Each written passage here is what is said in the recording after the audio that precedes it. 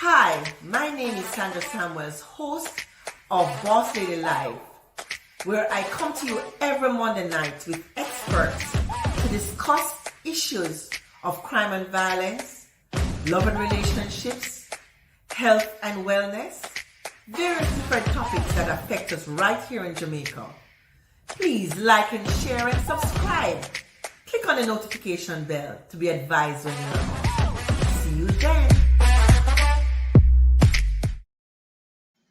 Good evening. Once again, welcome to Boss Lady Live. So happy to be here yet another Monday evening. And this evening, like every other evening, we discuss a very important topic, managing autism. Now, I was first introduced to children with autism through I've seen it, casually on the television, in the newspaper, in books. But personally and professionally, I was introduced to children with autism through my work. I'm a barber by profession. I own and operate Totally Mail Limited, and I have about 4 kids that have autism. And so it's a very interesting topic to discuss, and I mean, this is something that affects many families. And so this evening we want to speak to 2 people who are specialists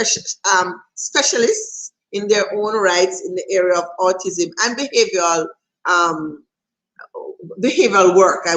They would better describe it, and I will introduce them shortly. And then we have a mother of a child who has autism, and that's the politically correct way of saying it. I was schooled in that just this week, and so make it be known that that's how you speak to a child with autism. We no longer say a child is autistic, and Sian will tell us why, right? So first, let me introduce Miss Anne-Marie Wanliss. She has so much letters behind her name. MSEDITDSBCBA, and she'll tell you what all of those mean, right? So she's a former flight attendant, and that's where we met. Former flight attendant with Air Jamaica, and she was a designer also, very good too, a farmer. And Anne Wanliss, propelled by her love for children, decided to switch careers to the field of education. After meeting and working intimately with children diagnosed with autism, Anna transitioned to special education, finding her passion in this field as she became enthralled with the progress made with ABA treatment. She earned a bachelor's degree in special education from Florida Atlantic University, a master's in special education from Western Governors University, and graduate certificates in infant toddler development, University of the West Florida, and applied behavior analyst from Florida Institute of Technology. She is a board certified behavior analyst specializing in treating children with autism for over 17 years. She has been working with children with autism, implementing applied behavior analysis programs, both in schools and home settings, and is a certified special education teacher in Florida, and currently holds the position of ESE specialist with Broward County Public Schools in Florida, where she oversees the special education program at an elementary school. And we have also with us Mrs. Patricia Williams, and is presently working as a behavior therapist at an international school in Jamaica right here. She is the proud mom of 3 lovely young ladies. She was recently awarded the MED, Masters in Education in Autism Studies from the University of Massachusetts. She is a board certified behavior therapist and is a proud graduate of the Michael University College, where she was trained as a special educator. Mrs. Williams specializes in writing and implementing behavior support/change plans and individual education plans for children with autism. She trains teachers how to prevent challenging behaviors, how to create and use classroom management plans consistently and effectively. She acts as a mediator between educational psychologists and parents, explaining the assessment reports and helping parents and teachers to implement the recommendations. She works with speech therapists to help stimulate speech in young children. And then we have Shan Sterling, a mother of a child who has autism. So let us welcome them tonight, and I'm so very proud to have these well-learned ladies and a warrior of autism, Shan. So we'll start with Anne-Marie Wanliss first, and she'll just go into exactly what is autism and just give us an overview of what do you do.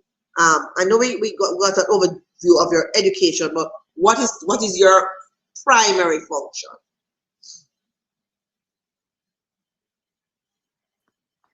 Okay, so good evening, everyone. Thanks for having me, Sandro. To be among such esteemed personnel, Patricia and Sian. Just to give an overview of autism, and I mean, I might not be able to give you all the details as we speak, but as we go along, we will actually engage again or hear more about autism. So autism is actually a developmental disorder. It's a neurological disorder, and it usually affects the person's ability to communicate, interact, and to behave, and to learn in ways that everyone else learns. You're not able to look at a child or a person and say they have autism, but when you see them having difficulties communicating, you might have behavioral challenges, or you might have them, see them having difficulty with social interactions. So, that's more or less the umbrella under which autism falls. However, usually when a person is diagnosed with autism, usually at an early age, at this time, they're doing diagnosis from maybe 15 months. It's hard to tell sometimes the differences because there are developmental delays with some other kids, where they might have difficulty communicating their wants or needs. They're not able to, they don't have the words to actually express themselves. Or you might have a child not responding to you when you call them. They have difficulties with pointing, or they have difficulties communicating, how they're feeling. So, then you have autism is on a spectrum. It goes from one end of the spectrum to the other, where you have a very low functioning to high functioning. And sometimes even a child that is high functioning will actually display behaviors or the inability to communicate effectively. So even though they're speaking, they might actually see them having behaviors, or they might not be interacting, playing with other kids, or they may not play functionally with toys. So those are usually red flags to say, a child might be having some developmental delay, which autism falls under that spectrum, like I said before. And usually people who are able to diagnose, I'm an educator, and let me kind of go into what exactly I do. I'm an educator. I am a board certified behavior analyst. I'm also an infant toddler development specialist. So I work with kids 0 through 3 under the infant toddler development specialist umbrella. And then as an educator, I'm an ESC specialist with the schools. So I oversee the program for kids 3 years through the end of elementary school, which is usually about 11 years old. So, you know, within our school setting, I'm currently working in the school setting. So within that, we actually create in the early intervention program, the 0 through 3, we create what we call IFSPs which are plans for families, you know, for the families to navigate through those years to help the child to develop. And they transition into the school setting for the pre-K program, where we actually work with them, continue to work with them on their developmental delays and to try to get them acclimatized to school. And, you know, it goes on from there into the curriculum and education. But like I said, as we go along, you know, we can, you know, with questions and with, you know, we can make clarifications to various areas that might be gray. And let me just, I just said the word questions. Let me just remind my audience, ladies and gentlemen, remember this is an interactive program. We could have had a podcast like everybody else. I don't do that. Boss Lady don't do that, because Boss Lady gives you the opportunity to ask real questions that you want the answers to. So anybody out there who may suspect their child might have autism, or, you know, have some level of concern, please ask questions so that and we'll give you the information as to where to go and all of that further on down in the program. But as it is, just bear in mind that you have the ability to ask questions to our esteemed panel. So we go over now to Patricia. Now, Patricia, you are at a school in Jamaica. So Anne is in Florida. So she has a Florida experience. I want you to tell us about our Jamaican experience. Are we well enough equipped for autism? What has your experience been? Do we diagnose autism easily? Is it something that people are aware of? All of those things. So and what your function is at your school as well. Okay, so thank you, Sandra, for inviting me. You're welcome.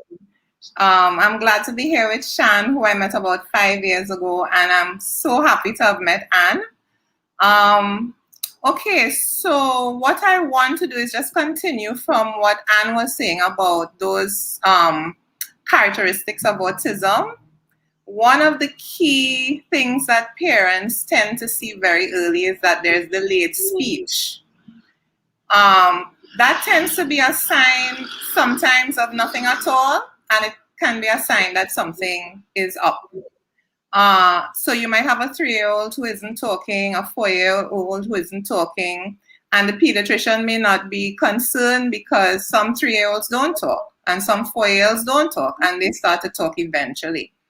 However, I just want to bring that up because it could be a red flag, and it is something that parents might feel in their gut that something isn't right, and we encourage them to please pursue that, and Sian will talk about that a little bit later. I also wanted to add to those characteristics is the sensitivities of children with autism. The loud noises that might tend to send them into a screaming fit. Or for some reason, I had a little girl once, tiny, 2, 3, and she would cry from mommy dropped her off until lunchtime. And that alerted us to the fact that, you know, something is going on with her. And what we tried to do was filter the environment to see what it was. It could have, anything that was new in the environment affected her.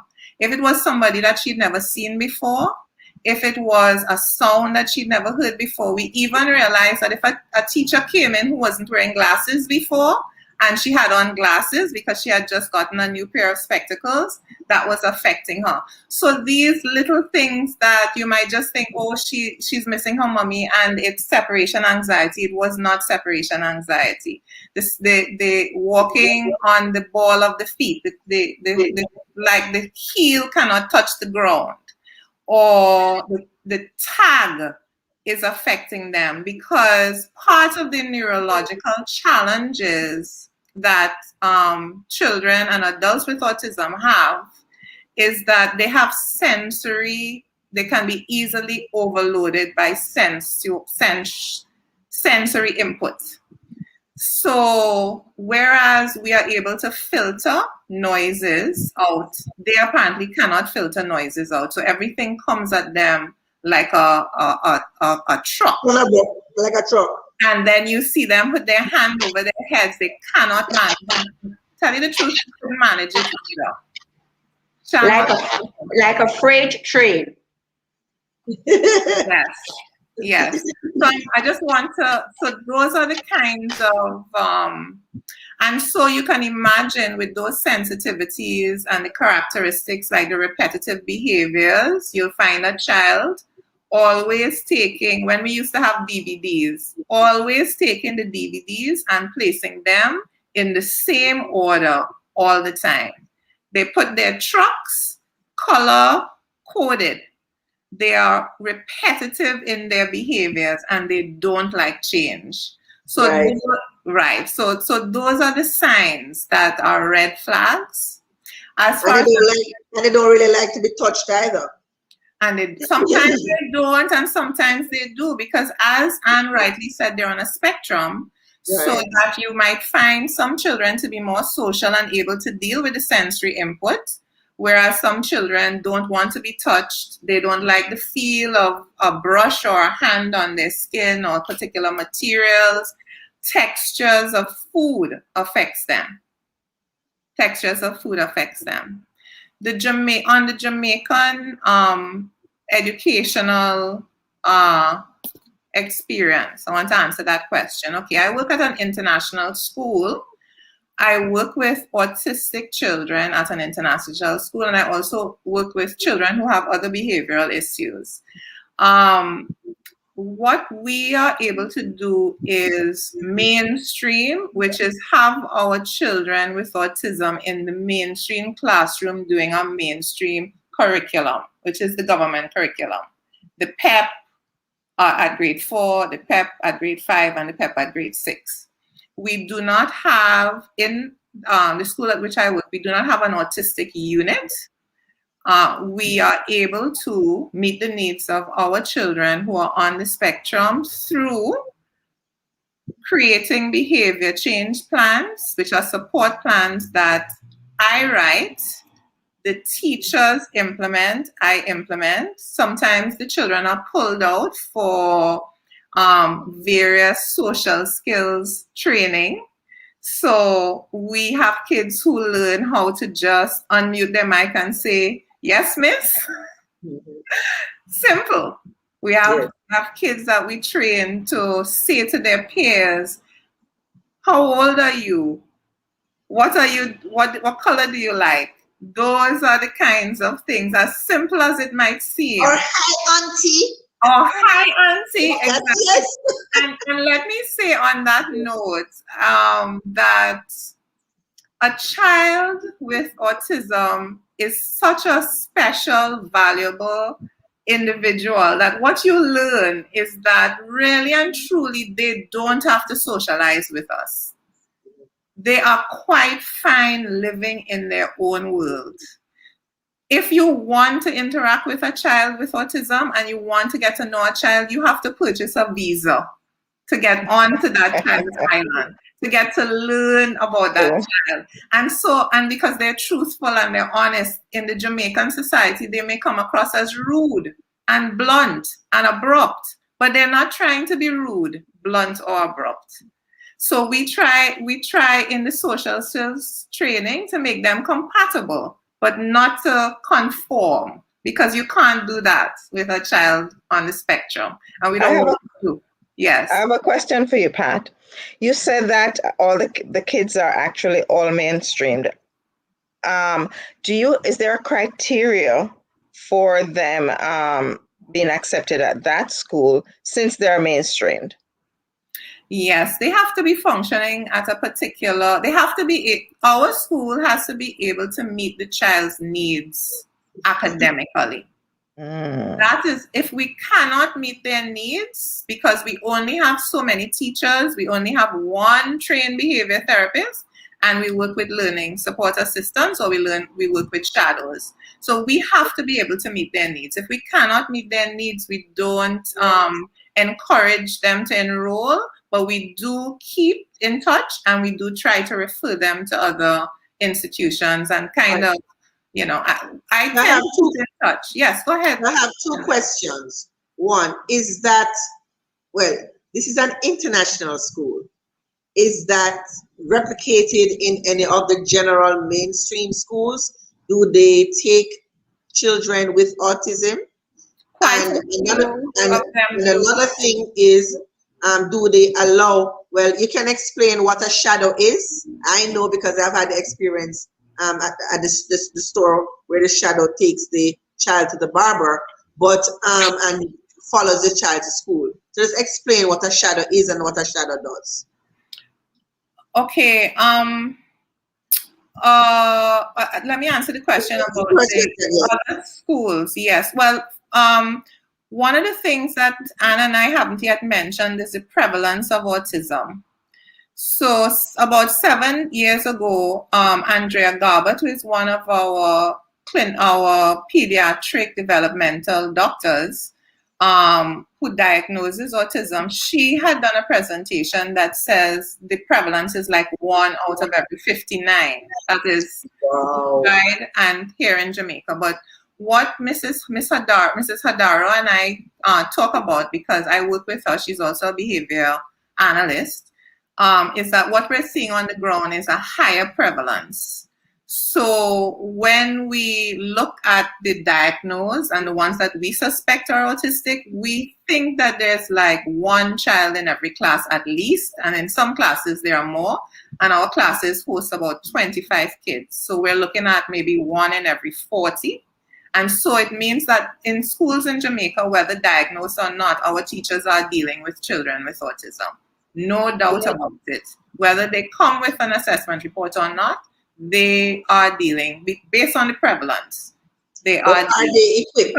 Specifically, there are about 6 like you that there are about 6 that have special educators. Places like St. Hugh's Prep, Wolmer's Prep has special educators, Queen's Prep has had a special educator. I don't know if they still have. So there are schools that do work with children who have autism, yes. They may not have a behavior therapist, but they don't necessarily need to have one, as those services can be offered privately to the students. So you made a point that they would have to meet the educational standard. So what happened to those who don't? They are homeschooled? That is an option. Some parents do that. There are also small private homeschools that do take children with autism, and we also sometimes recommend that parents hire a teacher to teach their children at home. Those are all options. Okay. And as far as, yeah. I just wanted, and that's the difference with Florida and here and Jamaica, because, we, and the public school, we don't refuse any child. So we are actually, speaking to the needs of the child, and it's the overall need, the social emotional development, the communication disorder, they're not speaking coming into school. So, and the behavior, well, social emotional behavior is under the social emotional and the curriculum. So basically, if we're having behaviors, it's difficult to teach a child. So we work on, every aspect of that child. And, unfortunately, that's not the case in Jamaica. But I mean, and here we start with very early. Like I said, we start with the kids from, you know, there's a situation where they're not able to communicate, where they're not meeting their milestones, their developmental milestones. You know, so you start working with, and that early intervention is actually the key to dealing with children with autism. You know, because once you get, and I wanted to touch on the applied behavior analysis part, where the BCBA portion of where I come in, is Right. that, you know, that treatment is a research-based treatment that has been, you know, around, and there are lots of research articles out there that actually speak to the effectiveness of the treatment, you know, and, you know, but it has to be consistent, and it has to be, you know, it's not something that you can do today, forget tomorrow. And even our schools, we use the principles of applied behavior analysis in teaching our kids, because we have, you know, such a wide range. In one class, we might have a child who is nonverbal, but it's amazing that their abilities, and that's something that I wanted to touch on, that the abilities are wide. You know, you have some people, I don't know if you've heard of Dr. Temple Grandin. She was actually a child diagnosed with autism, and she went on, she's a doctor. We have lots of other kids who are, you know, have abilities that are beyond what you can actually perceive. You know, children who, we call them savants. You know, they have a special area that they're particularly good at. You know, it might be music, where they were never taught. It might be art. It might be, you know, numbers. Some kids, they can recite things that, I mean, it's crazy sometimes. You know, so it's for that reason, we, in our school system, you know, we actually, well, we can't turn back anyone. So all our kids, and then we place them according to abilities. And, you know, this is why we have the self-contained ASD classes, and, you know, where we're actually working on all aspects of their development. Queen's Prep had a self-contained class for special needs kids. They probably still do have it. That's the only school that I can think of. I mean, besides a special needs school like a Genesis Academy that has a unit. I'm coming to you now, Sian. No, I was going to add to Pat's thing. There's also Liberty Academy. They also have a special needs department. So that is what I wanted to point out. Yeah. But there's another school that I came across in Shortwood. I'm not sure of the name of that school, where they're actually doing a program. Stella Maris? No, it's not Stella Maris. It's a private school. It's and they have a program that is specifically geared towards. They only have children with autism there. I'm not sure of the name of the school, but, you know, if it comes to me, I'll let you know. Right. All right. So let us go now. One second. I just going to add to Anne's thing a while ago. The school in Shortwood is actually the same school that your man is at, but they have now relocated. So it's I Can Help. Oh, I Can. That's the name of the school. I Can Help. I Can Help. All right. Yeah. So since you have the mic, we're over to you now. So Sian will tell us about her experience as a mother with a child with autism. I don't know if anybody watches the good doctor. I'm a big fan, and I can't miss it. It's really such a good program. I mean, I'm literally in love with the program. So I've learned a lot about autism through that program. So tell us your experience, Sian, from day one. You know, what has your journey been? Good evening, everyone. I am Sian Sterling, and I'm the mother of a lovely 13-year-old boy child who happens to have autism. Yoran was diagnosed at the age of 2 years and 10 months. It has been a very overwhelming journey, as anyone can possibly think. we have had many ups and we have had just as many downs. And so therefore, I am just going to give you an overview as to what life has been like with Yoran since his diagnosis. So he was diagnosed at 2 years and 10 months. The red flags were being seen by his second pediatrician because the first pediatrician was leading me in the dark, telling me things like, oh, I'm not supposed to compare my child to anybody else's children. Each child moves at their own pace, and so on and so forth. And when you recognize certain things that normally have milestone years or milestone months that do not take place, then you recognize that something is definitely amiss. And so therefore, at 4 months, he was not cooing, which is one of the things that his grandmother had picked up along the way. At 6 months, when you normally call a child's name, then you see them rolling their eyes to try and hear the second voice that is in the room to see whether or not it's them you're speaking to. There was no eye contact at all. So he would look at you and then look off very quickly. And so in his playing space, he would always play by himself. So when he started preschool, which was building blocks, he was in the classroom with other kids, his age group, but he would always be by himself in a corner. And Yoran would always be stacking his toys in a particular set way, set colors. He loved his ABCs. So when they used to do picture day, he would have his ABCs in his hand because he couldn't let go of the ABCs at the time because there are certain things that are just so specific to them at different stages of their life. And so therefore, he was always well known and doing his ABCs from a long time. Even although he was nonverbal in the beginning, he used to be able to do his ABCs right through from A to Z without an issue. Numbers were the same, and he was just on that path. And so when he got to 2 years and roughly 6 months is when he had his checkup with the other pediatrician, and she said to me, Shan, there are just so many red flags that I'm seeing that I'm not liking.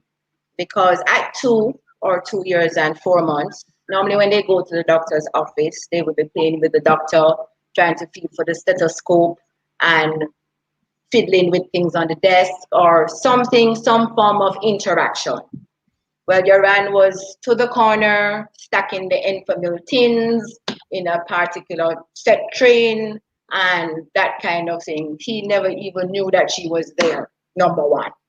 And so therefore, that was one of the major red flags that she had seen. And she said to me, no, she's not liking what she's seen. She thinks I need to have him be assessed. And so therefore, in hearing that now, I said to myself, okay, then now that she's telling me this now, it means then therefore that something is definitely up.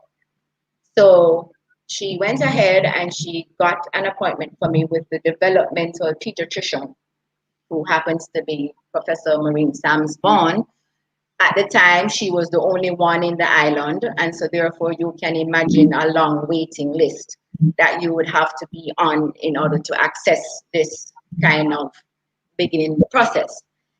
Luckily for me, I must count my lucky stars. I got an appointment within 3 months because anybody who knows me and know my personality, then I'm going to push and prod until I get through.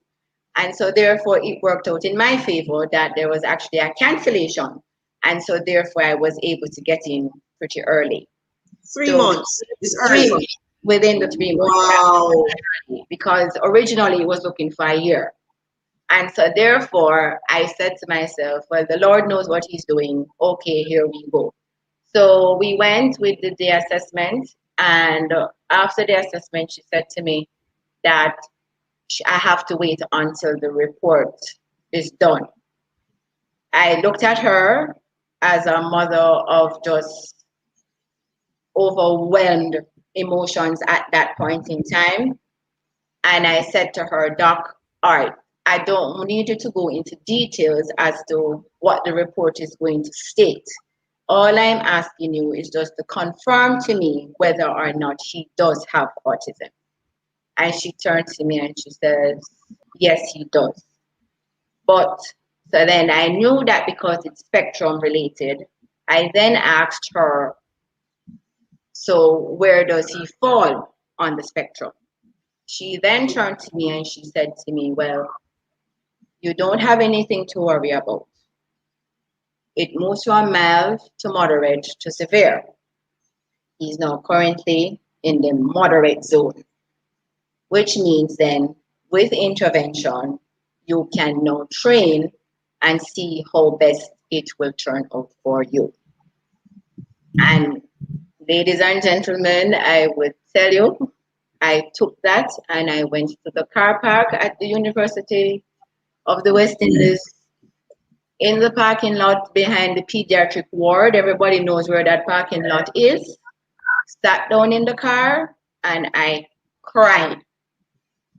I just was overcome with some emotions that I just never knew I had at that time.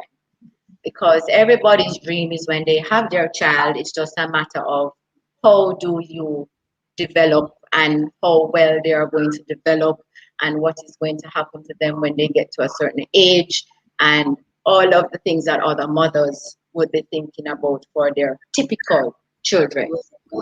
And when you recognize that then your dream now is going to be shattered in a different kind of way, it is a whole new ball game.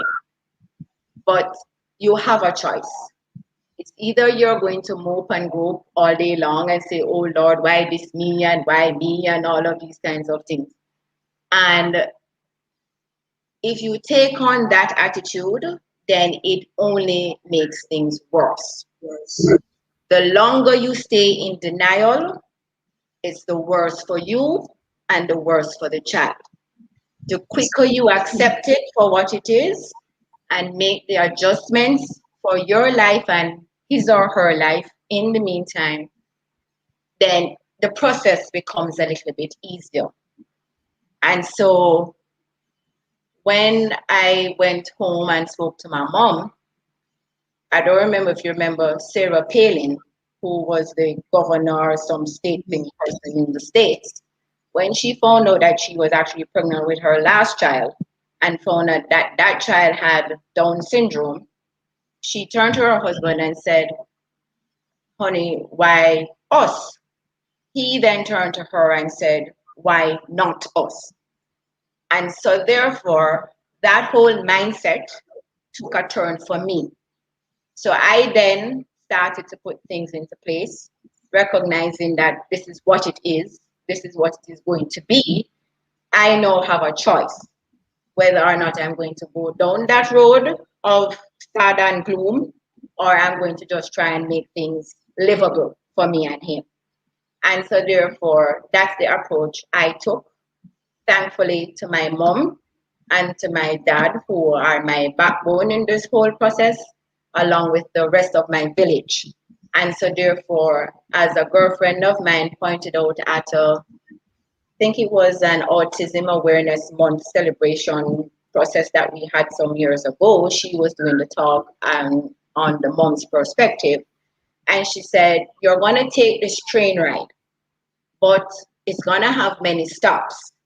You're going to have people who will continue the train ride with you, and you're going to have people who come off the train. And so therefore, it is not for you to worry about the ones who are jumping off.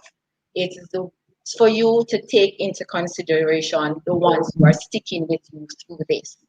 And so therefore, that is how I have approached my life, and that is how I make his life be. And so Yoran has developed, he's now 13. Along the way, we have had many journeys. I mean, different stories I can share. Some are like, you're going to wonder how it is that I even survived some of these things, but it is what it is. And so therefore, there are many angles I could take, And so therefore I tread along a certain path. So for me, I've always said that I would rather work on his strengths rather than his weaknesses. And so therefore, with that in mind, I gear him towards the things that he likes. So then, as you pointed out, Anne and Patricia, with the whole sensory overload situations, Yoran is very sensory related. And so therefore, taking him to like a supermarket is a no-no, because there's just so many things happening in there. You have the aisles, you have the colors of the food stuff, you have the shelves, you have the people, you have, think about the cash register scanner going off, you have chatting, you have all kinds of things. And triggers happen, and sometimes you don't even know what is triggering the behavior because of what else could be happening at that time. Right. So say for instance now, for him, when we purchase his clothes, his shirts have to be tagless, right? So we don't buy anything with tags in the back because that can set him off. His socks, you have to make sure that in between the sock is not going to rub on his top of his skin, because he's going to want to take a scissors and cut it out and cut up the socks. So things like that, it just makes life a little bit more interesting, because now you have to know purchase things without this, and when people get in things for you, you have to be saying no, you can't wear that because of this and that kind of scenario. So we just sort of work with it. So I want to just share, because since Sandra is where Yoran, her business place is where Yoran goes for his haircut, I'm just going to take you through that aspect of it since we're on the program. So Yoran started going to Totally Male when he was 2 years old. And Sandra at the time had a car as a seat for the smaller ones to go and cut their hair.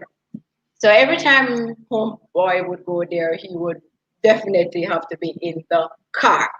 And when he's finished cutting his hair, then it's a thing to get him out of the car, because now he likes the car. And it's one thing in the place, and everybody's, did you run your hair finished? And because he's not speaking, it really matters not to him what is going on. He just knows that he's in the car and he likes the car. And so therefore we moved from the car because he got older, and so therefore he couldn't fit in the car anymore, and so therefore we had to move to the chair. And then now it was going off into all the barbers having to come and hold him down in order to come and cut his hair, because now the shear at the back of the head, noise and the thing, and the sensation in the neck here was a little bit much, and one thing in the people in barber place. And I'm like, okay. But thankfully for me, again, I caught my small mercies. Her staff member, whose name is Laverne, took on to Yoran and has made him her own. And so therefore, I will now tell you that Yoran has now graduated from 5 people holding him down to cut his hair to Homeboy walking into Totally Male, sitting down in the chair, taking off his shirt, waiting for his cape, and doing his haircut. That I sit down outside now. I don't even have to bother to go inside anymore. Okay? And Homeboy comes out with his lollipop because he was a good boy. And so therefore he gets his lollipop and he's good to go. So it is a big thing down at Totally Male now. Oh my God, Yoran is, and look at him now. And like, yes, there we go. So we have moved from holding down to sitting and doing his thing.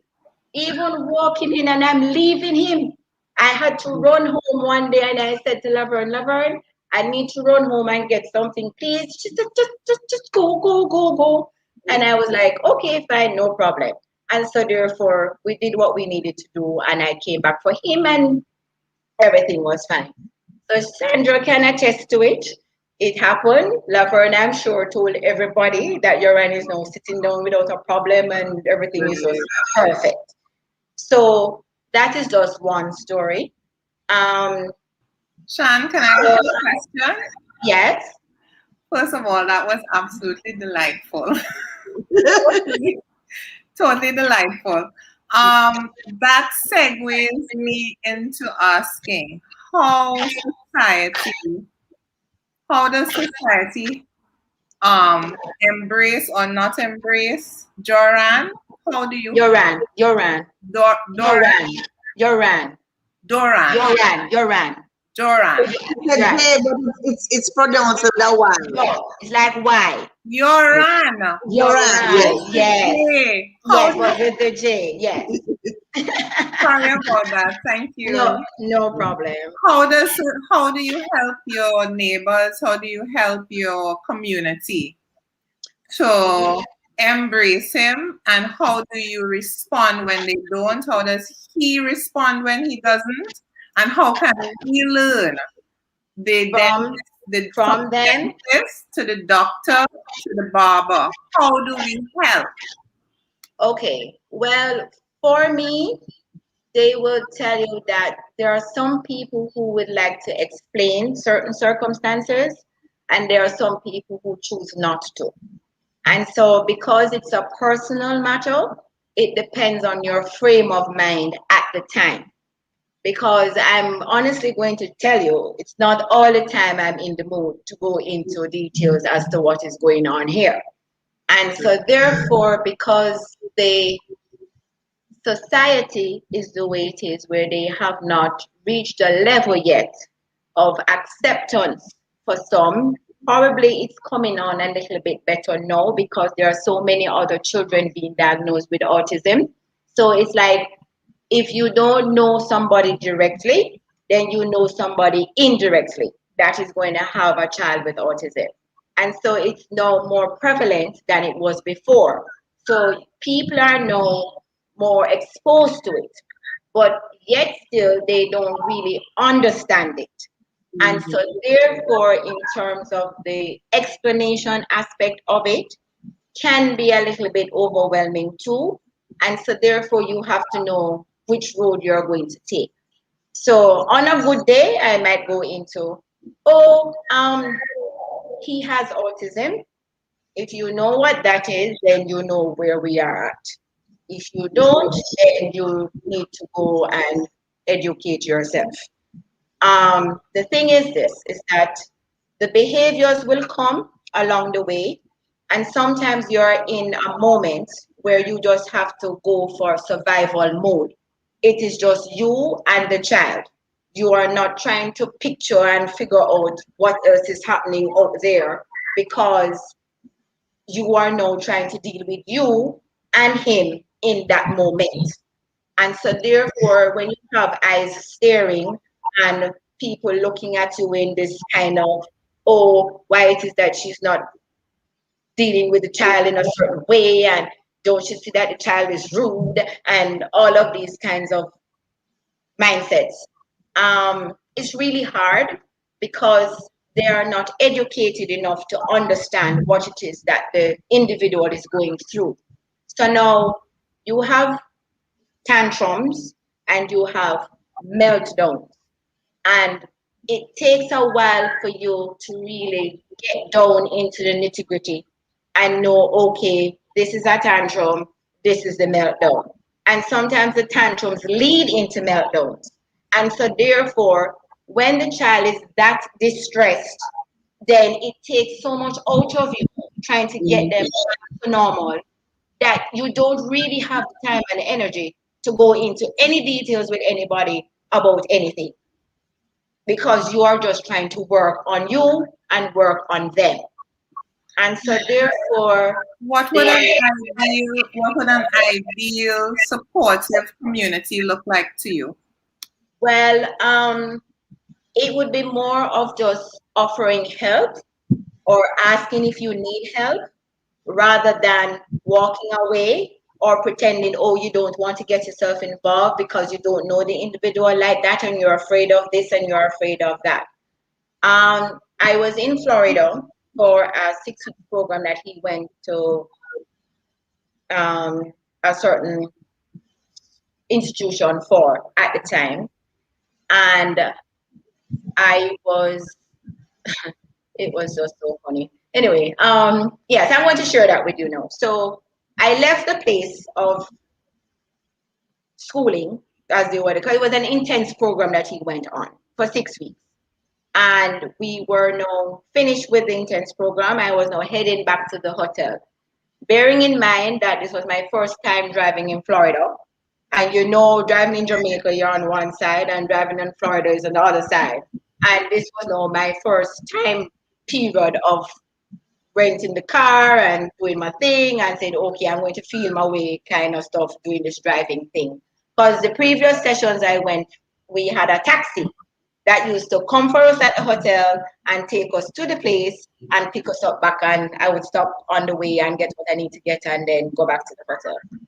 But then my dad looked at me and he said to me, but why is it that we're going to spending this money for this taxi thing and whatever, don't you can't drive and I was like, Daddy, really? No, I don't think I'm ready for this. And he said to me, look here, it's cheaper for me to rent the car, you drive, get around, do what you need to do, than for us to be spending money on a taxi. Okay, if you say so. I left the session and I'm heading up University Drive. Now, Anne, you know where Fountains is, right? Yeah. So before I go into that, children with autism have maps in their head. They are very specific with their routes. So if you divert from the route, then you're going to run yourself into major issues. So we were heading up University Drive, and he had in his mind that he wanted to go to the Boston market, which is closer to the hotel. But I was now picking up food at Olive Garden, which is by the fountain. And I am on University Drive. And I'm heading up the road, and he just pulls the seatbelt, comes into the middle of the car, and he's like, with the steering wheel. And I'm like, Jesus, I now have to hold that back, try and get my way to the stoplight to try and turn into Fountains, find a parking space in the parking lot. And this child is losing it.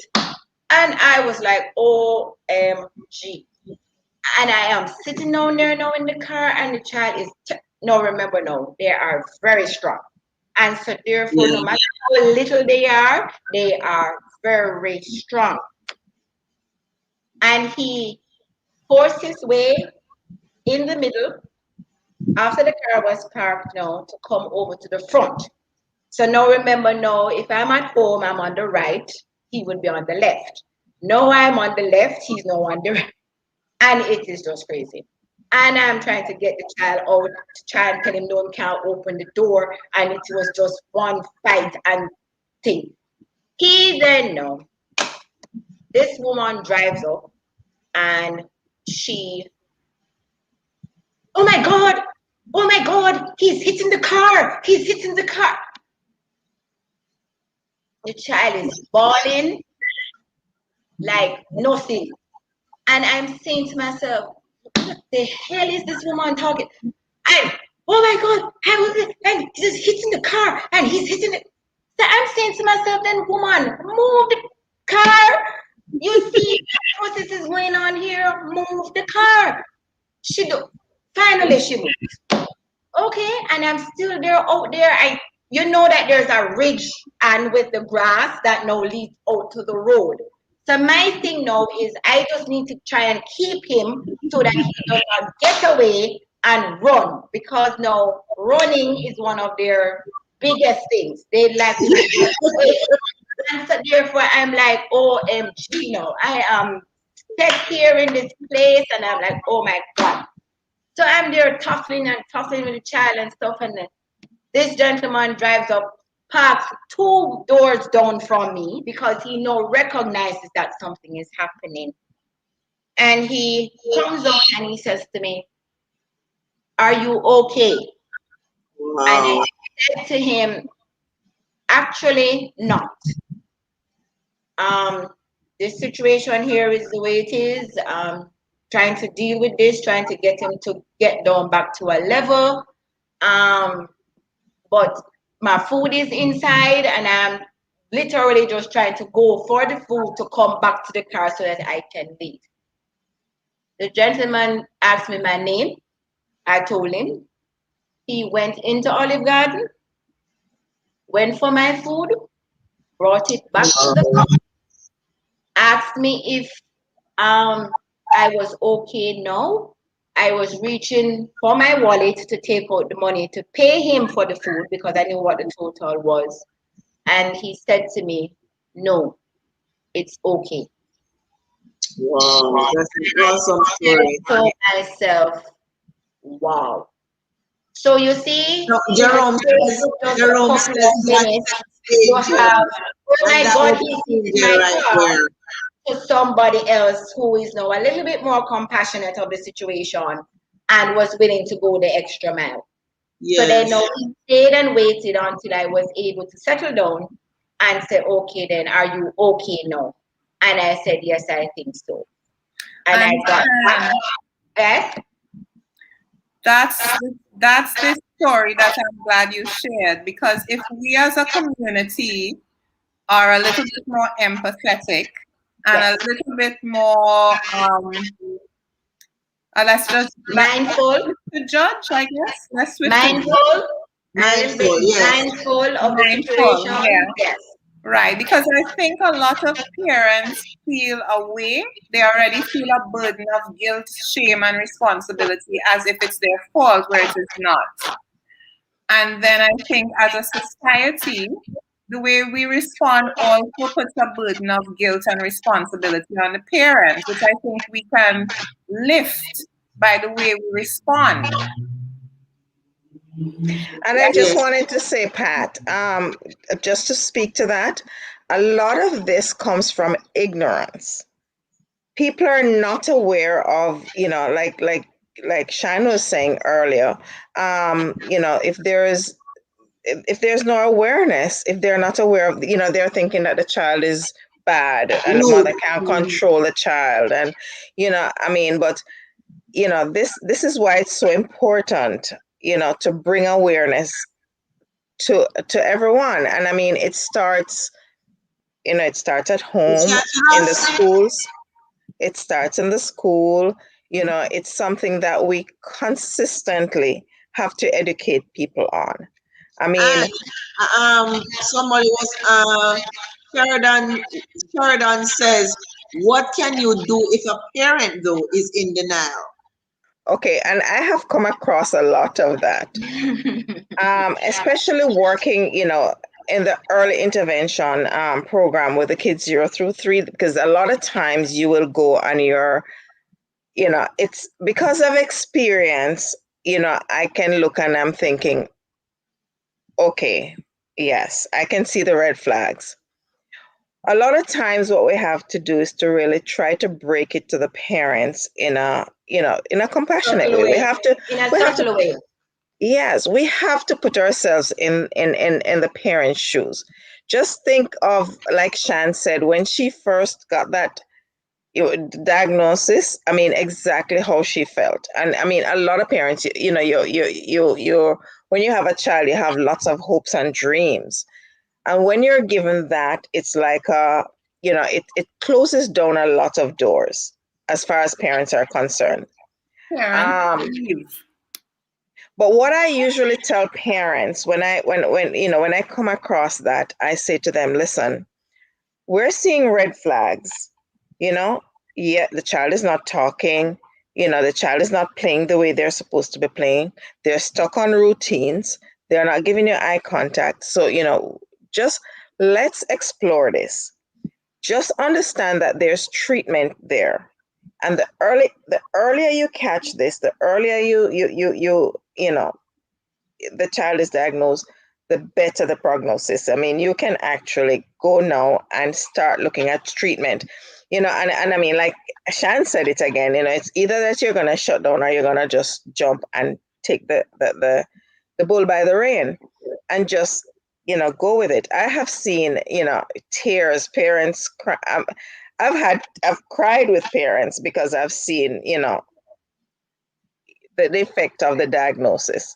And But just the thing about it is that you will cry many tears.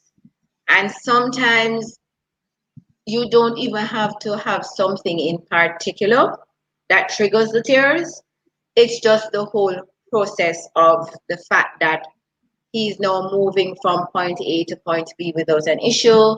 He can now do this on his own, and so on and so forth. So your man loves to swim. So from early out, I had to get on the swimming bandwagon quickly because he would just jump into water. And so therefore he's now swimming.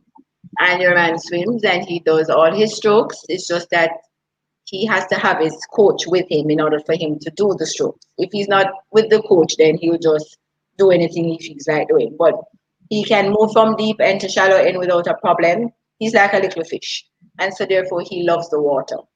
And there And was yes, and I'm getting to that now, Sandra.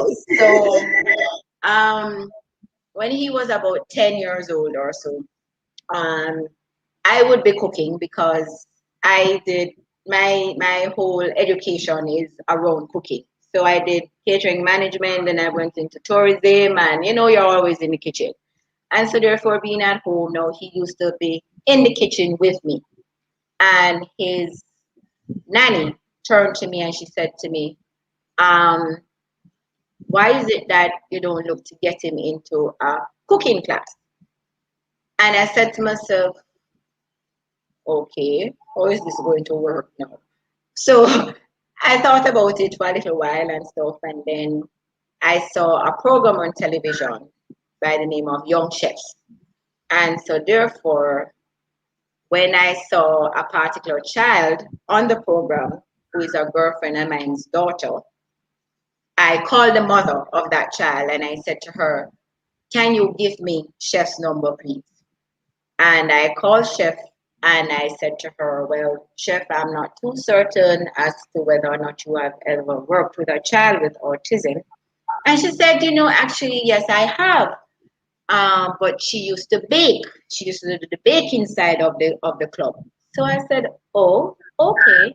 So I said, all right, my son is X age. He seems interested in the cooking thing. So would you mind starting with him? And she said, sure, no problem. And so on. So come Saturday and X and Y and Z. Got him up there Saturday morning and he was ready and raring to go. And he just settled right in. And it was just a joy watching him going through the process of getting the different seasonings and stuff and learning to do the knife and stuff with the cutting of the particular seasonings and doing the flour with the bread thing and stuff. And it has been interesting. It has been so interesting that the chef said to me some months ago, Shan, you know that I want to do a feature on your run. And I said, what? She said, yes, I need to do a feature on your run because your man has autism. He has his challenges. But yet still, when he's compared to the typical children in the class or the certain, he does so much better. Your man cracks the egg in the bowl without messing up the place. Your man cuts his seasoning so perfectly. He uses a knife excellently. And so therefore she said to me, no, I need to do this. So I said to her, okay, sure, no problem. And about 2 months ago, Observer came to his class because he has a one-on-one class since COVID. And so therefore, they came and they actually reached before us because they were so excited to do this thing now, so that they reached early. And I was thinking I was getting there early. And when I reach up, I see the van observer, van park up, and all of these things happening. And I'm like, wow. So he managed to go in without an issue.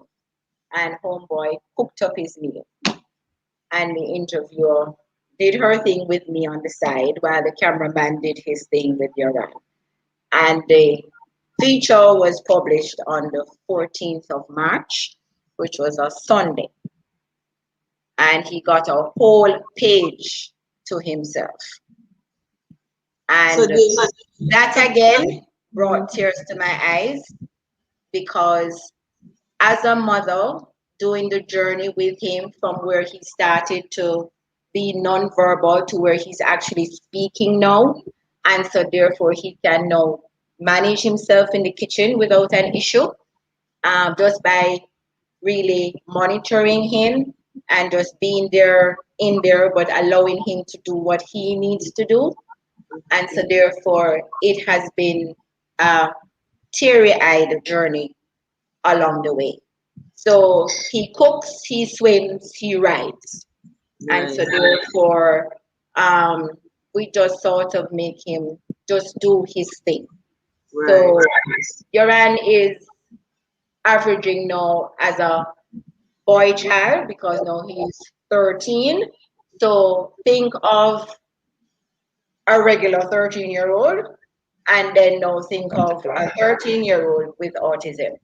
And so Right. therefore, because the puberty issue is happening with the hormones and everything else that is going on, it is sending now some behaviors now that is now kicking in now because he's 13, the frustration and not having to know how to deal with whatever is happening to me as an individual, but trying the best. So I am just here trying to guide him along the best way I know how. And so therefore, that is where we are at now. Okay. And so I Sonia, wanted to develop. Sonia, before you go any further, Sonia, as we had spoken about earlier, Sonia says, how do the parents financially deprived manage with getting assistance / help to navigate with an autistic, well, a child with With autism? autism. Well, you see, for in Jamaica, what happened is the fact that the resources are very limited. And so therefore, because the resources are limited, you find that they are very expensive because we don't have a whole lot happening, unlike the United States.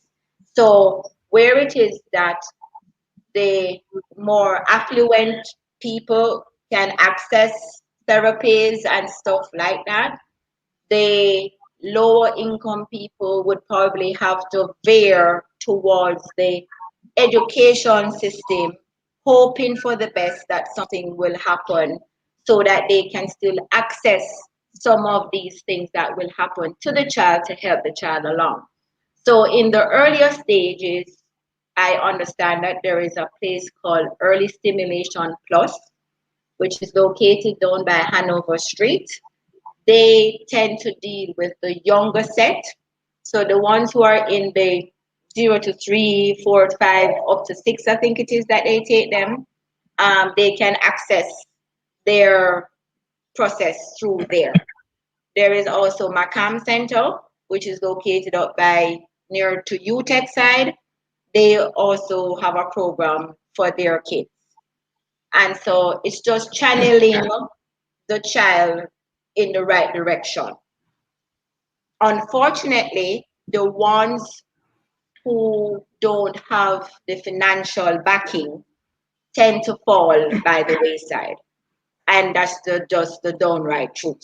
I mean, if you don't have it to access like overseas and for the betterment of the child and helping along the process, then you have to really steer yourself in a particular way to not give up and try and get it any which way you can. Can And I so therefore there is a support group that offers some form of training. Sometimes they offer training courses and stuff, which is the Jamaica Autism Support Association, JASA. And so therefore they can get material through them if they're interested, so that they can start their journey. And I want to add that parents can take the responsibility of training their children. For example, Google. I know we say you can learn anything from Google, but type in speech stimulation, type in babbling. You get the words or the sounds that a child should make. You get to see on YouTube how to babble so the child babbles. It might seem simple, but there's a lot on the internet. Now, I'm not saying that that's replacement go to, but if you have limited resources, it is a start. It is somewhere to begin. Find a teacher in a school or teacher in your church who works well with your child, who cares about your child. That is also another means of support. And I wanted to also add that when we are in a desperate grieving situation, we are also very susceptible to anything that sounds like it can be a quick fix for our children. And I'm going to just let Anne talk to what the research says, and then I'll talk a little bit about what are our parents, the best way to navigate all the different things that come at them that can be quick fixes. Yeah. Okay. So I wanted to speak on something that Shan said earlier, how Johan has been learning. And that is something that, you know, our children with autism, they can learn, you know, all of them, regardless of where they are on the spectrum. And that is why applied behavior analysis comes in a lot, because applied behavior analysis speaks to behaviors, and behaviors, anything that a dead man can't do, right? So it's verbal behavior, you know, learning to talk, learning to do, like learning to cook, learning to tie your shoes, you know, everything. It's not just the bad things that are the maladaptive behaviors, but those things that we want the kids actually being able to do and being able to function, you know, because the thing is to bring them to independence. Shan mentioned earlier also that when, you know, there's just so much going on when she go, you know, like you go somewhere and you don't know why the child is actually acting up. And it's the same thing with learning. Here in Florida, we do a lot of accommodation. So for example, sometimes rather than presenting a child with a whole passage, what we do is to present it in, you know, you break it up into bits and pieces. And that's basically how we do with everything, even with behaviors. We have something called task analysis, where you break the things down into very simple steps so that the child can actually do that. Another thing that I just wanted to say also, and when a child's environment is predictable, right, you can actually sometimes see a reduction in the maladaptive behaviors. So I was asking earlier, I was mentioning earlier, sometimes a visual schedule. We know that when we have things to do, if we write a list, you know, we check off that list.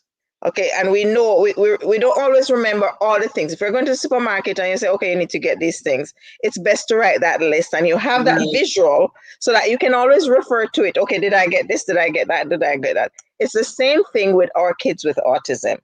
You know, when they have a visual schedule, whether it's written or it's with pictures, they know what's coming next. So, you know, you're saying if and what you do is set them up for success. So if you're going somewhere new, something different, out of their routine, because they love their routines. And if you take them out of their routines, you know, know that if you create that scenario where you say, okay, you create a social story and say, okay, this is what we're going to do. This is what's possibly going to happen. If this is how you feel, this is what you do. So what we're doing is setting them up for success. And what you're going to see is some reduction in behaviors. You know, so that's just a couple of strategies that I just wanted to throw out there because, you know, a lot of times we say, you know, we are doing things and we throw things on the child and it's like, oh, this is not what I want. And then you're going to see a blow up of behaviors. All right. Now to speak to treatment, like Patricia says, you know, with my experience, what I have seen, I have been exposed to applied behavior analysis, which is a research-based program, and it is, you know, peer-reviewed, and there is the documentation to show that it actually works. And through the years, I've heard of other things. Now, as far as I'm concerned, we're not ever knocking any other treatment, but it's the effectiveness can be seen over time. And if you're doing something and it works today and next week it doesn't work, you know, it is possible that, you know, we need to actually look into it. And a lot of times, like I've heard of health treatments, for example, you might hear of casein-free, gluten-free diets. Now, we know that whatever we put in our bodies, we know, you know, if we're eating vegetables, if we're eating gluten-free, how much better do you feel when you've eaten these things? So that's basically what happens with our kids with autism. When they're eating healthy and they're, you know, not taking in gluten, and parents are actually looking at their diet and actually sticking to that, you're going to see an improvement in behaviors because the kid is feeling better about themselves. I mean, you feel you're more energized and things. However, you know, and it's something that parents do, and it does help. Just recently, Sandra just introduced me to a new treatment. Can't remember the exact name of it. It has to. Can you remind me, Sandra, what that is? It's called Box. That's what I'll tell you. Box Life. Yes, Box Life. It's I'll tell you. Human Performance Technology, CPT, HPT. Right. HPT. And I can tell you that this is new to me, so I am actually in the process of doing some research to hear more about and what it actually does. You know, but also remember, you know, Box Life wearable neurotech. It helps Lucy learn math in one night, which is, I suppose, it helped her to calm down. That's what based on the video So that I watched.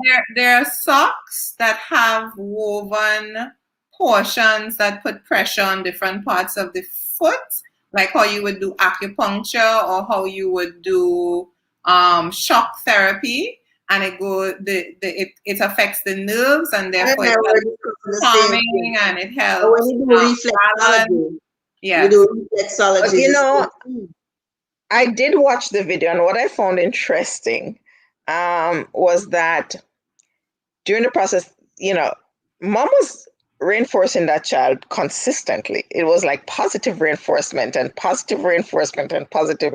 And that's a principle of behavior analysis. So it was like, okay, you know, yes, I understand. If I had seen where the child was alone and actually just not getting that positive reinforcement, not to say that I'm not saying that I'm not knocking it and saying it's not working or it's not doing something, but I found it interesting that in all of that was ABA being implemented without mom even realizing it, you know. But you know, it's something so that, you know, any time at all, and that medication is an option. Is medication ever introduced for a child with autism? Well, it's not to actually treat autism. It's actually to try to, for most part, kids with autism tend to be what people claim ADHD. So they're hyperactive and, you know, like nonstop. So what they usually do is the medication is usually to treat that hyperactivity, you know, to try to calm the child down, you know. But I don't know of any medication that actually is for autism per se. You know, it might be to deal with to have the child calm down to sit. And I mean, you know, some parents might opt not to have medication because there are some side effects that, you know, you're actually going to see. So they opt to actually work on, you know, other behaviors and other treatment, which is usually you know, the behavior Therapy. analysis or therapy or something.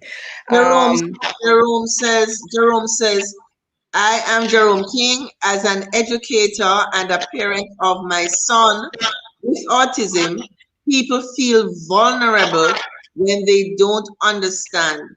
In our community, we celebrate every little milestone. It is costly, and therapists are most times out of reach for those who cannot afford it. I am an advocate for children with disabilities. And thanks for the session. And I'm going to tell you something. It has come a long way in the States as well, because when I started out, parents had to come out of pocket with for therapy, and it was very expensive. People were mortgaging their homes, you know, doing everything that they possibly could. Fortunately, now insurance pays for it. So, you know, hopefully Jamaica will get there. I don't know. You Shan, know, does insurance or NHS cover anything for you? Well, there are certain medications that he's on that the NHF does cover. So for that, I'm very grateful. The insurance aspect of it now is the insurance that we use. There is a particular premium for autism that they have now added to their insurance policy. So And your so premium is therefore, higher. yes, so your premium is definitely higher because of what it entails. But I was just going to share with you that even though you have a child with autism, remember now that some of them are more susceptible to seizures. And having seizures now is another whole ball game. So when you have a child with autism and then the child has seizures, then you're dealing with more than the average person. And Yoran had a spate of seizures.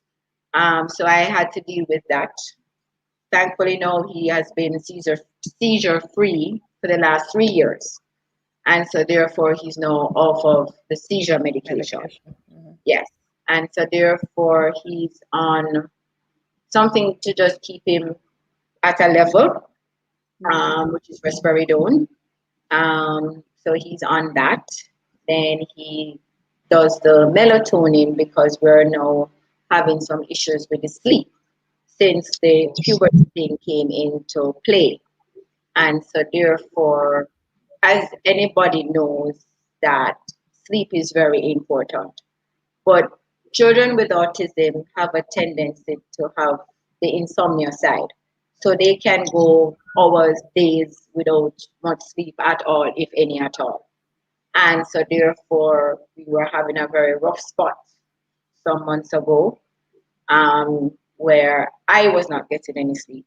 And so therefore, because he wasn't getting any sleep, and I literally had to give in and say, this is Medication. just madness. I need to sleep, you need to sleep, we're going to get something done. And so therefore, I have now started him with that. Thankfully, he knows it. It's working. And it is working. But with everything, with like everything else, it's a tweaking process.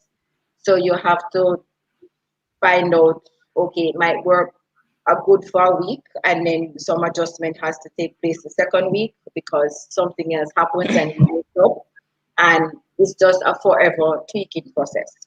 But I am, as my neighbor would say, because I have to ask her whenever it is that something happens in the middle of the night and the noise starts and all of this kind of jazz. Luckily for me, she loves him, and so therefore she says, "Don't worry about me. I'm more worried about you." And so therefore, I'm like, "But Elaine, so and so," I said, "I didn't hear a thing," and I'm like, "Hey." So then he says to me, "It's better 5 nights, at least 5 nights of sleep, and 2 not sleeping than 7 nights of no sleep," Right. which can happen. So we're Wow. just thankful that we're able to find a groove now that he's actually getting some sleep. Awesome. So Patricia, you it had is you just come it from is just oh, it is just a process, and it is just always a day-to-day process. So when the pandemic absolutely. came in, and everybody knows says, "Oh, I'm just taking it one day at a time," and so on and so. And how are you today? One at Oh, a time. just one day at a time, and the pandemic and this and that. I said to them, "Look here, I've been down that road 13 years ago, because some days I have to go hour at a time, Oh sometimes boy. minute at a time, because it changes so quickly that you can't really put anything in place per se, because it is just the way it is." It And so changes. my life has really adapted to the one day at a time. And Wow. I wanted Yes. to just say that our parents feel a sense of desperation sometimes, either out of a lack of finances, out of their grief, out of fears. And so they become susceptible to whatever seems to be out there that can help quickly. So when you listen to the testimony of the human performance technology, when you listen to her share about her daughter putting on the socks and going to sleep and becoming a math genius, it appeals to our parents. And I understand. I just want to say that due process. Talk to your pediatrician. Diligence. If you don't have if you don't have a psychologist involved or a therapist involved, you have a pediatrician. Governments provide clinics, and most people can go to Apex. They can find a pediatrician. Say to your pediatrician, "I'm thinking of trying cannabis oil. I'm thinking of trying this diet. I'm thinking of trying this sock," and let them guide you. Because with children who have autism, you risk having reactions. You risk having relapses, and you risk having behaviors that really are very challenging to deal with if you go and do these things without somebody guiding you. So just an encouragement to our parents to take time, do research, and to have at least somebody who is a professional to talk through these decisions that we make for our autistic children, our children who have autism. Yeah. Okay, so I saw there's a question in the chat, Sandra. Sorry. Is behavior therapy a viable option for teens and young adults with autism? And I will say yes. Applied behavior analysis is not even just for kids, people with autism, but also they have organizational behavior analysis. So it's anything to do with behaviors. So it doesn't matter the age, that the person is. It's just always because what we do is you basically do an assessment of that person, that client, and you develop a program or that is specific to that person and specific to those behaviors that you want to change. So you might have behaviors for increase, which are those that those are the positive things that you want that person being able to do, or to reduce behaviors. Those are the maladaptive behaviors that you want to decrease. So usually we could take on a client who is not ASA. We can take on children also with other behavioral issues. You might have children who are ADHD, or even, like I said, behaviors are in our world, behaviors anything that a dead man can do. So anything that is that you're able to see. For example, you want a child to improve math skills, you can actually use applied behavior analysis. You want to improve reading, you use applied behavior analysis.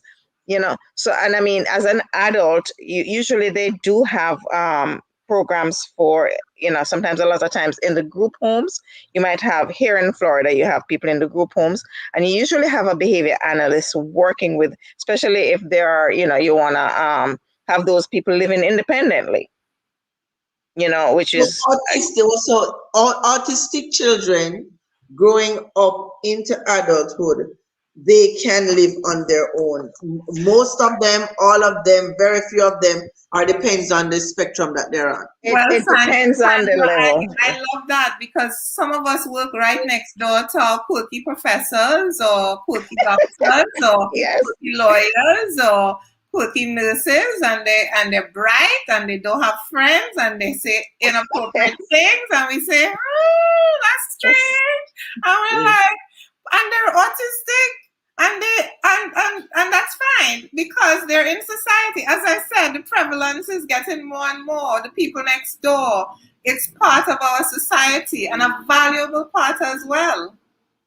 And the thing is, and we might not, growing up, we think because we weren't aware, so much as aware as we are now of autism, a lot of people now, like you said, Patricia, when you look back and you're thinking, something wasn't quite right. And even sometimes, I'm, you look and there are actually some characteristics but because it's not, as severe, that it will affect the person's functioning, because I mean, even here we have kids in classes that I look at them and I'm like, okay, yeah, but they were never diagnosed because they were able to go through this. They were able to do what they were. Yeah, they were able to function, and they were academically they were able to pass through. Because I mean, like I said, we have some kids who are extremely bright, but because they're tunnel vision, They're right next door. We work with kids in the high school. We teach executive function skills, study skills, social skills. We have male kids in the high school, they can come up to a teacher and write up to the teacher, a female teacher, and try to take something off her clothes. They have no idea that that's considered not appropriate. So for the person who asked that question, yes, we do use behavior therapy, applied behavior analysis to teach all age range, adults. And what I do want to share about adults with autism, because I have not yet found any program, social group, social support group. I'm working with a parent, and I got permission to share her story tonight. Her son is 28. He is an adult with autism. He's functioning at maybe a grade 4 level, which is considered literate and numerate. You don't have to reach grade 6 to be considered literate and numerate. But his challenge is elopement. He's a runner. The last time he ran, they found him in Montego Bay. He lives in Spanish Town. 11 days later. Wow. And so we started looking, what is the community support like? What is the church support like? What is offered? I called Kathy from JASA, which Sian shared about. Asked if she knew anything about adult supports for autism in Jamaica. Nothing yet. So we decided to see, okay, if he's running, why is he running? Okay, he's running to find somebody to socialize. So can we now change that running behavior and make it more, let us organize for him to get out of the house, to go to see the people that he's running to see. And so that is going to now reduce the escape behavior. So one of the programs that I was sharing with you guys before that I really liked and would like to promote in Jamaica, anybody who is out there who can hear, is this program that my sister introduced me to in the Hussman Center for Autism in Baltimore, where they actually pair the students. They have to come in as part of that particular program and socialize, engage, play games, cook. There's a photography class. And for parents who actually have kids in Jamaica who are adults with autism, it's online. And right now I'm checking to see if you can enroll them outside of Baltimore, so that you can enroll your child in the program that they're interested in and they get to have those interactions online. The cost is about $250 US per course. So I've sent that information to Sandra, so that if anybody's Yes. interested. Yes, I asked my social media person to send it. I asked Right, but I Linda think we can. I think we can work with communities to support our children, not only our children with autism, but with special needs, with social programs from within the community, within the churches. So just like churches would socialize Labor Day, or they will socialize Mother's Day, or they will socialize, we can also have social programs. Bring some food. Let's meet our adults with special needs. Let's get to know them. Let's get to interact with them, and we can just simply start there. True. Okay. All right. So, all right. So we're wrapping down now, we're boiling down. So what I want each of you to cover is something that you definitely want to not leave the program tonight without sharing. Definitely give, you know what I didn't ask before I get there? Is there any known reason for autism? Anything has been identified? Well, No, there is no known reason. And because it's not only regional, but globally, it's any race, it's any sector, it's anything and anybody. So what happens is that they're leaning towards something in the environment combined with something genetic, maybe, possibility, they don't know for sure. And so therefore that is why everybody is still tugging at straws and pulling from different areas and trying to figure out why this is happening. Because the thing about autism is the fact that it affects boys more than it does girls, at least 4 to 5 times more than it does girls. And so because of that data, it is really hard for them to say why it is that this is happening. Because you will have couples who have 3 children, for example, and only one has autism. You have another couple that has twins. One might have autism, one might not. While you have another couple who has twins and both have autism. And so therefore it is really very haphazard. And then they're going to, so how old were you when you had him and whatever? I was at the prime of my life. I was only 31. So then therefore I was pushing him out way before the 35 number. And so therefore that should not be an issue. Yeah. And so therefore we are just like Speculating.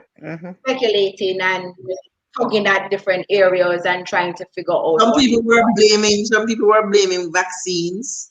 Right. Right. And so therefore, because of that, because the setup is these things normally happen with children at a certain age group on the borderline of 1 year and 6 months into 2 years. You'll get a particular vaccine or a booster shot around about the same time. They were saying, okay, then it could be that.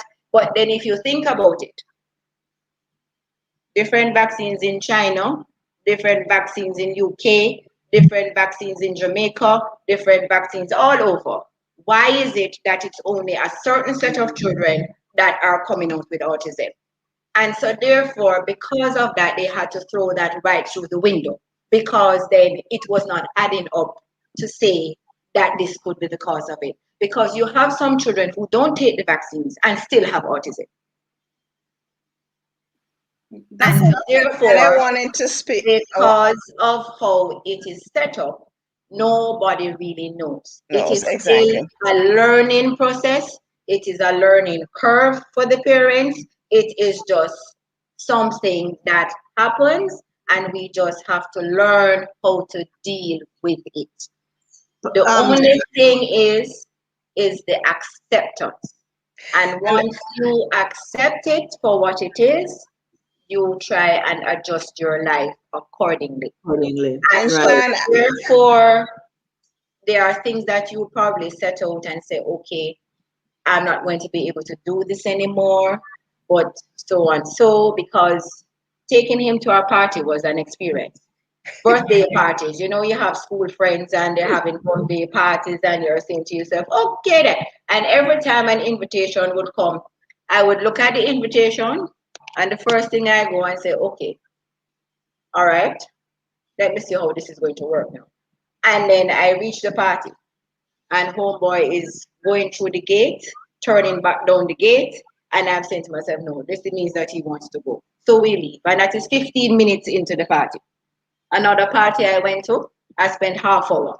And I was like, okay, then we reach a half hour. Okay, but it's time to go now. So I leave again. So anytime cake cuttings are happening and all of these kinds of pretty dandan going on, I am nowhere near that, because I am long gone through the door. And so therefore, there was a friend of his from preschool. I think he was about 10 at the time. And it was a pool party. And your man was at the party for 2 hours. Wow. pool. Pool. Water, pool. Water. Mm-hmm. No problem. By the time he came out of the pool, it was now time to eat. And eating is one of his biggest things, and so therefore he ate. And by the time he was finished eating, it was now time to go. When I called my mother and said, Mommy, I am now just leaving the party, she says, you sure you didn't go to another party? I said, no, it's the same party. And that's the longest and the first time ever that we have actually stayed that long at a party. But I leave you guys and I say to you, it's a journey. It is a journey. It is overwhelming at times. And we just have to stay in our little corners sometimes. Cry if you need to cry and let it out, because there are days when you have to cry. I still cry, right? The good thing about it is that I have a shoulder to lean on sometimes to cry. And so therefore, he knows that that is where it's at. And so therefore, he allows me to cry. That's such an awesome story. And so therefore, I thank my village again. My village is my village, and they know who they are.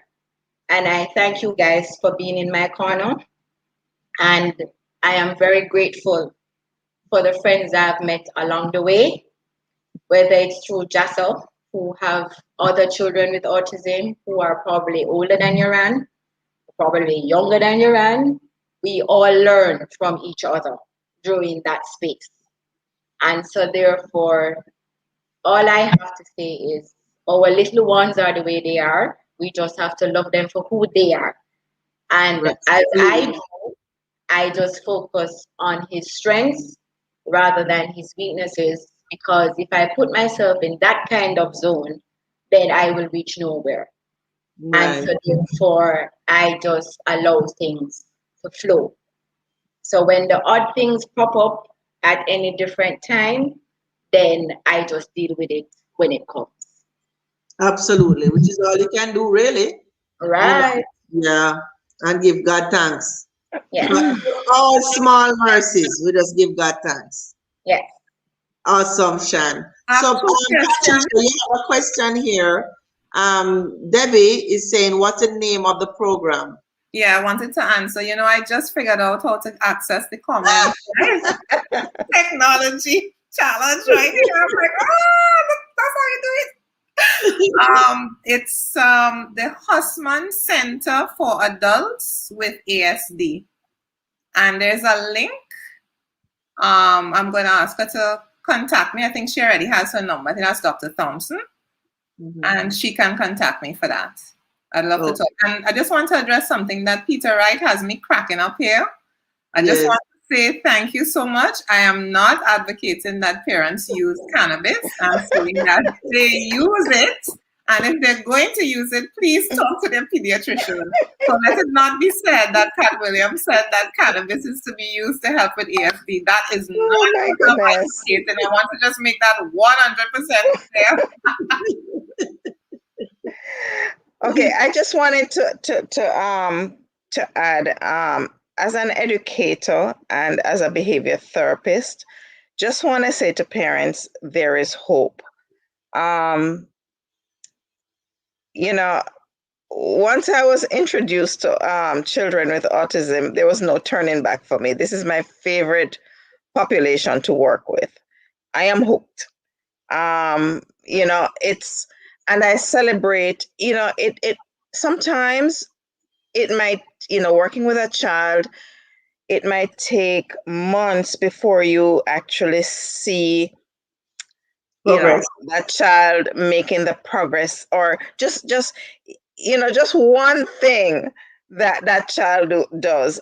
And I'm telling you, I celebrate, I scream, I jump and touch the ceiling. I am like, it's like I'm the parent, because I am just overjoyed. And all that time that you spend, you know, trying to teach that child that one little skill, it might be trying to say one little sound, you know, and, you know, it's very rewarding for me, to say the least. And then, you know, sometimes it takes a while to start seeing progress, and then after, you know, you start making small progress, and then all of a sudden there is this huge, you know, huge jump. You figured out the visa to get onto the island. You figure out the visa to get onto the island. I have to hail up my friend Pat for telling me that. When she said that to me, I was like, exactly right. Exactly. You know, and it's actually, you know, every child can learn is something that we usually embrace. And it's just finding the way that child actually learns. And it might be, you know, like Shan said, Johan likes cooking. Listen, you can teach him math through cooking. You can teach him reading through cooking. You can teach everything through cooking. Any interest that the child actually exhibits, you hone in on it, and you use that interest to teach everything. I have a friend, and I actually see her here on listening in. And I know she won't mind, but he's like one of my favorites. And it's give him any Lego, and it's crazy to see what this child is able to do with Legos. You know, she said hi.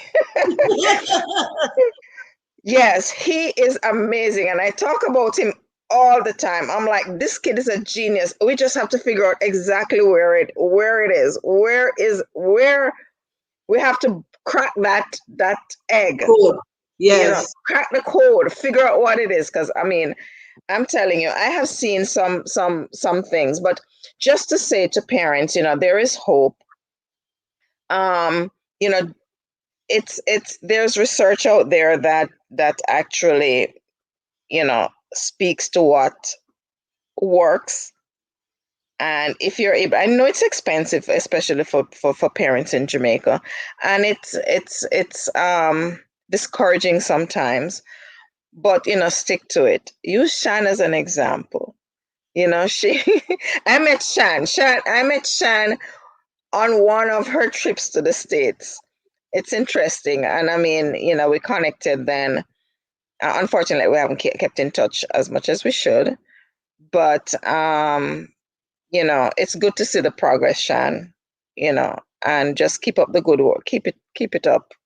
Just be encouraged that, you know, he's learning and he's doing his thing. and he's very special.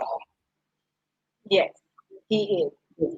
And Great. my friends have a way of saying that he could not have had another mother because some of them don't even know where to begin when it Right. comes to certain things. And they have really looked upon me with admiration, and they always congratulate me of all the things that I have been doing with him and I continue to do with him. And anybody who knows me know that I love children. And so therefore, when I found myself pregnant, my mother said to me, well, you wanted this. And so therefore, when Yoran was diagnosed with autism, she said to me that he couldn't get anybody else except you. And somebody had said a little quote some time ago that children with special needs just have a little bit more sugar on them. They are just coated with a little bit more sugar. And that is what makes them so special. Yeah. And so the whole special needs community, whether your child is blind, has Down syndrome, whatever, we're all a part of the same group. And we have our pains and we have our joys. And I am just thankful, as I said before, to the one up above for giving me the strength to continue day to day, because the challenges are coming very fierce. And so therefore, I am now having to look ahead at what teenage life is going to be. Right. Bearing in fact that he's already taller than I am, and I'm a little person. So everybody is like, Lord have mercy, what are you going to do when you reach? So look here, there is a stool. Not response to You need to climb up and get up to that level. But listening to Shan, I am so tiny. Yes, ma'am. yes, listening to you, Shan, isn't it? Let me ask, Anne. Wouldn't it? I know you don't do the parents of the or the caregivers of the children, but wouldn't it be recommended that they get counseling and support? I mean, Oh, for that sure, yes. And I'm sorry we didn't speak to that, but I was saying, yeah, definitely, we have a few more minutes. yeah, parent training is a major thing also with ABA, because parent is with the child 3/4 I mean most of the time, so we have to teach parents how to interact, and parents to to strategies to deal with various things in terms of, and yes, for sure, and this is why there are support groups, because I mean siblings and parents of children with autism are often overlooked, just to see, the kinds of stresses that they go through, how difficult it is for them, so definitely there, I don't know of any particular group well, apart from, you have JASA, right? JASA, yes. Right. Was JASA also support to the parents? Yes, JASA is a support group for parents. It's a parent support group. Okay. Yes, it's a parent support group. Okay. Right. And then the siblings, a lot of times, because I've seen, siblings are left behind but they're affected too, because a lot of time the attention goes to the child with autism. Right. And that child, that sibling is, having issues too, that needs to be dealt with. So, we have a long way to go, both here. Don't think that here where it's perfect in Florida, they're starting to, the resources are here, but we still have a long way to go. It's a work in progress. Good.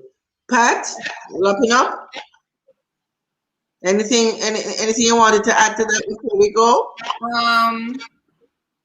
Just that getting a speech assessment, getting a behavioral assessment, those are expensive things that are necessary for plans to be made.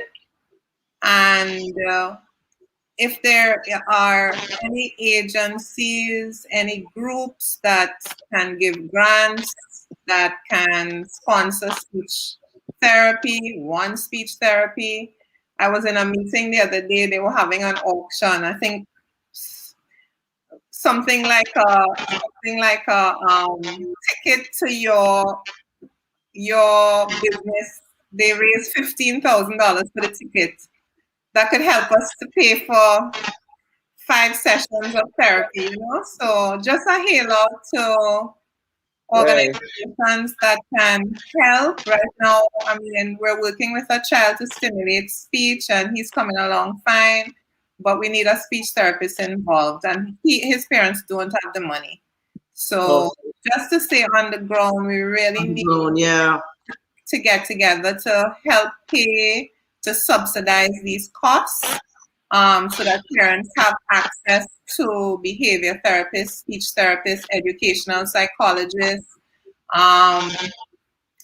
physical therapy, and the list goes on. So my thing is, let us come together as a community and see what can be done in small groups to support our children with autism and with special needs. So that's my bailout. Okay. Well, ladies, it has been amazing. I learned so much. My brain overloaded. I mean, my knowledge of autism was very minimal, and I'm sure that is many of us out here. And we see it on a regular basis. So to me, the knowledge is power.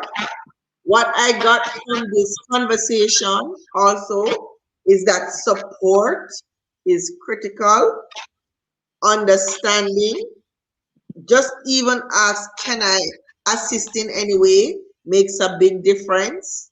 You know, just finding out what you can do to make somebody else's life easier.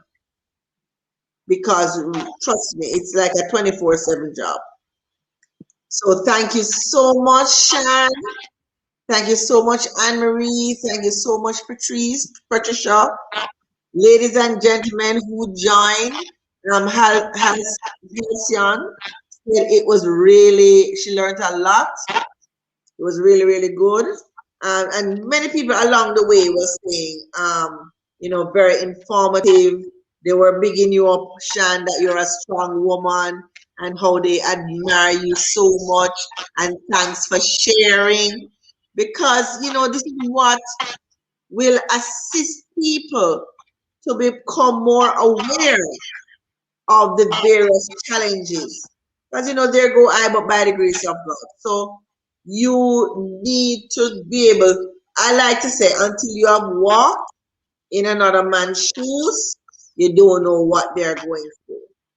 And I personally feel everybody gets something. You know, everybody gets something. So it all depends. And we are here as a community, as a village, to support each other. So I want to thank you again. It was, I mean, a lot of information. And you gave us some resources in terms of where we can get what and direct us. So I will post it on the page. You just saw you say it's a parent support group. If someone out there that's listening and suspect that their child has autism, what is the first step that they must make? What's the first step that they must First do? step. Yes. Okay, the first step is to go to get them assessed, which is by the developmental pediatrician. Our island now has 2. I will name them. So it is Professor Maureen Sams Vaughan and also Dr. Andrea Garbot. Those are the 2 that we have in the island that does the developmental assessments. And what I heard from you also, from the three of you, is that awareness is key. Yes. If you know what's supposed to be happening when in the developmental stage, in different developmental stages in a child's life, then you realize that it's not happening, then that is when your level of awareness and alertness goes up. So Right. that is So also very key.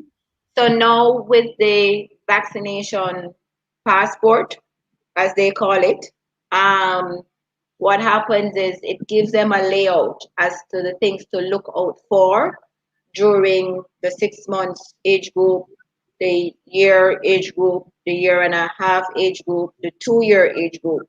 And so if anything is falling short within that timeline, then they are supposed to notify the pediatrician that this is not happening or they haven't seen this yet.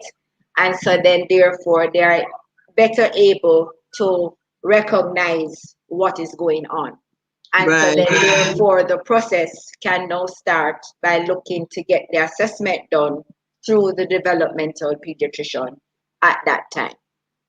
So it is making life a little bit easier now because it has become so prevalent. They have now placed it in the book.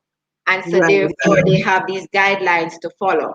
So if something is not happening at 3 months, then they can identify it or highlight it.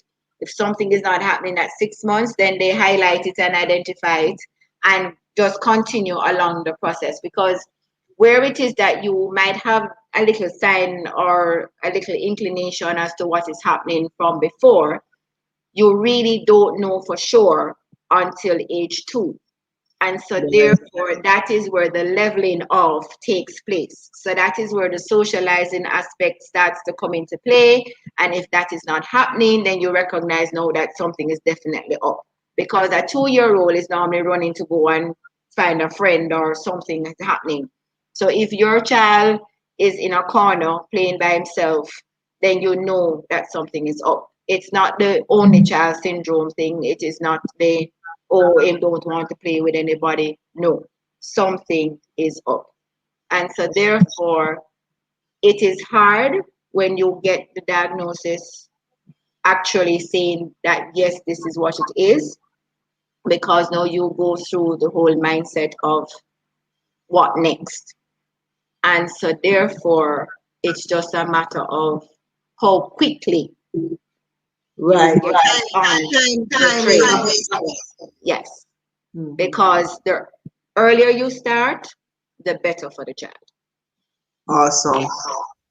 Well, Mary, I just want to remind you that you're on loan to Florida. Okay? We're looking forward to you coming home and joining Pat and company. Right? I am looking forward to it too. Working on it. We're waiting, and so that we can get the benefits of your training. All right. So good night. Thanks again for joining. Next week we join.